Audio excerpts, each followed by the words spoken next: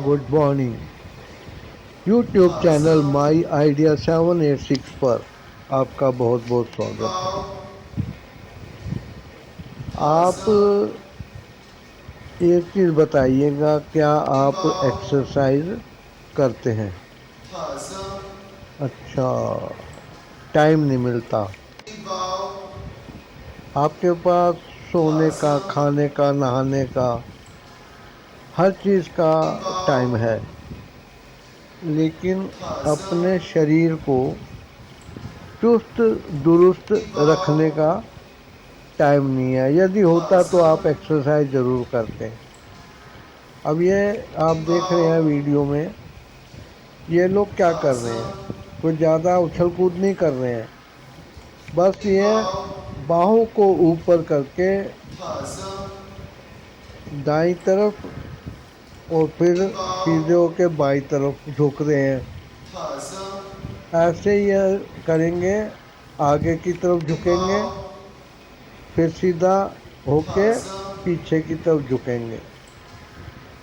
इससे इनके रीढ़ की हड्डी जो है, बैकबोन, वह लचकदार बनी रहेगी। इसमें कभी कमर में दर्द नहीं होगा। आपने मेरे ख्याल कभी सोचा नहीं होगा कि हमारे डिफेंस सर्विसेज जैसे कि आर्मी, नेवी, एयरफोर्स, इसमें जब नए नए लोग ज्वाइन करते हैं तो उनको मेज कुर्सी पर बिठा के, कॉपी पेन लेकर, किताबें लेकर एसी या पंखे के कूलर की हवा में नहीं बिठाया जाता, बल्कि उनको ट्रेनिंग के पहले दिन से ही बड़े बड़े मैदानों में ले जाके भाग दौड़ कराई जाती है, पीटी परेड कराई जाती है। सारा दिन वे इसी एक्सरसाइज में लगे रहते हैं। ऐसा क्यों होता है?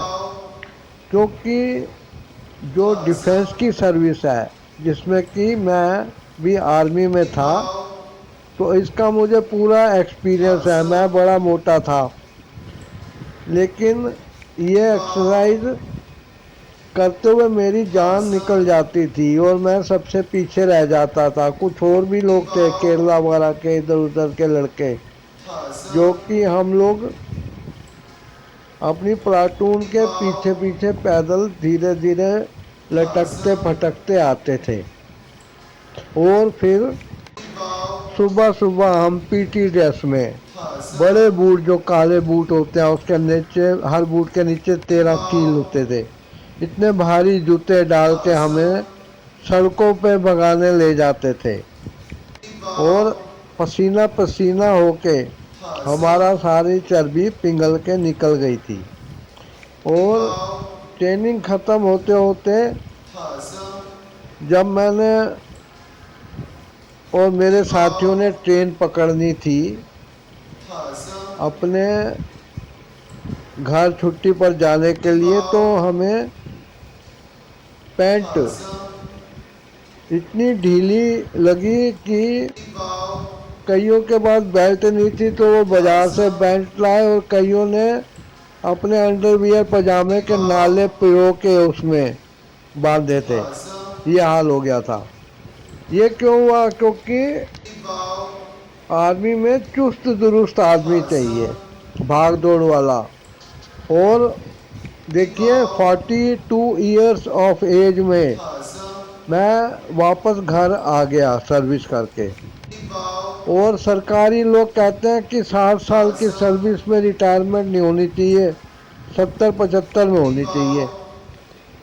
हाँ, सिविल की सरकारी सर्विस में या दूसरी सर्विस में ऐसा चल जाएगा।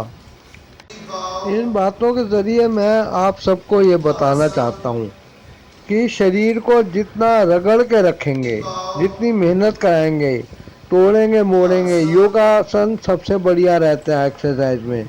इसमें आपके अंदर आंतें भी, फेफड़े भी, लीवर भी तोड़ने मुड़ने के कारण हमेशा चुस्त दुरुस्त बने रहते हैं। बाकी एक्सरसाइज जो आप जिम वाला में करते हैं उनमें शरीर के मसल्स मजबूत होते हैं, वही उभरते हैं।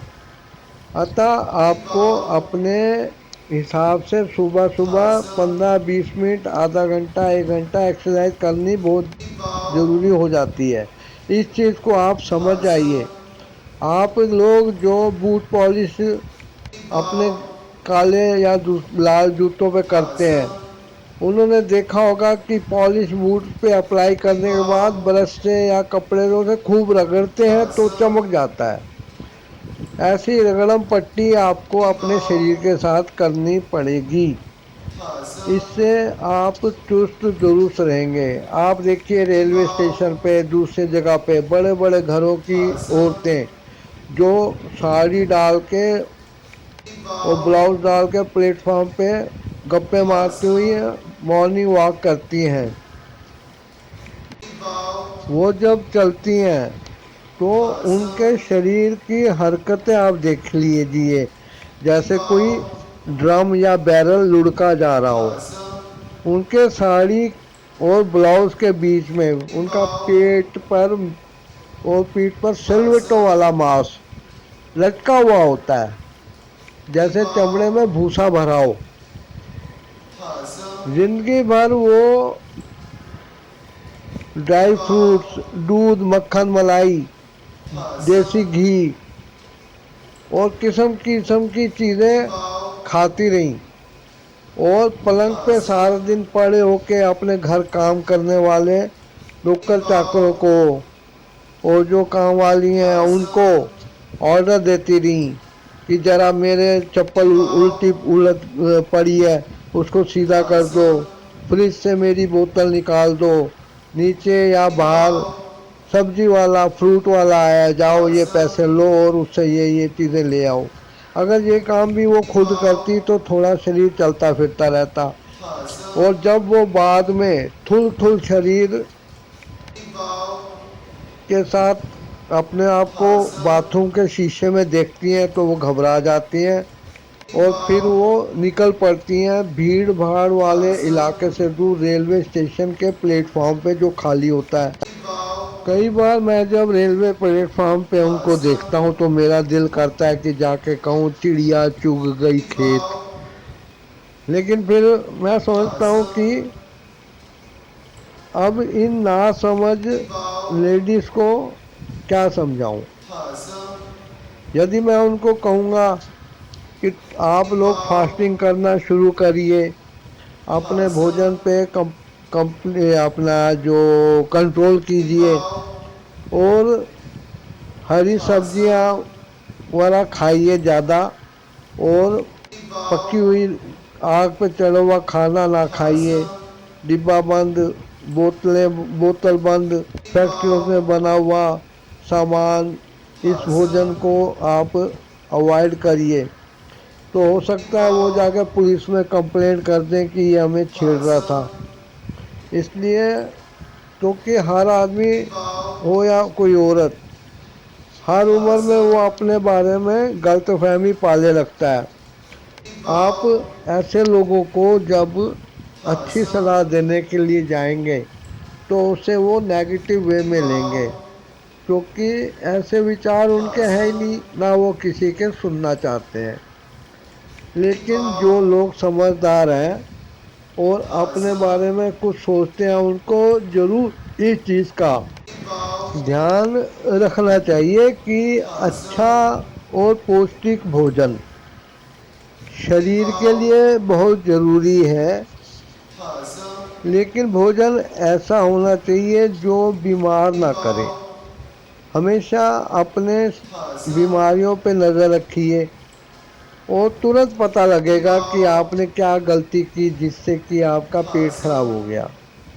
लेकिन अच्छा खाने के बाद यदि शरीर को एक्सरसाइज करके, मालिश करके, उठक बैठक वाला लंबी कूद या थोड़ा दौड़ना या एक जगह पे कदम ताल करना ये शुरू कर दिया जाए तो शरीर का ब्लड सर्कुलेशन अपने फ्लो में रहता है और शरीर के सारे अंग हिलने डुलने से उनके अंदर मैल कचरा टॉक्सिक मैटर जमा नहीं होते।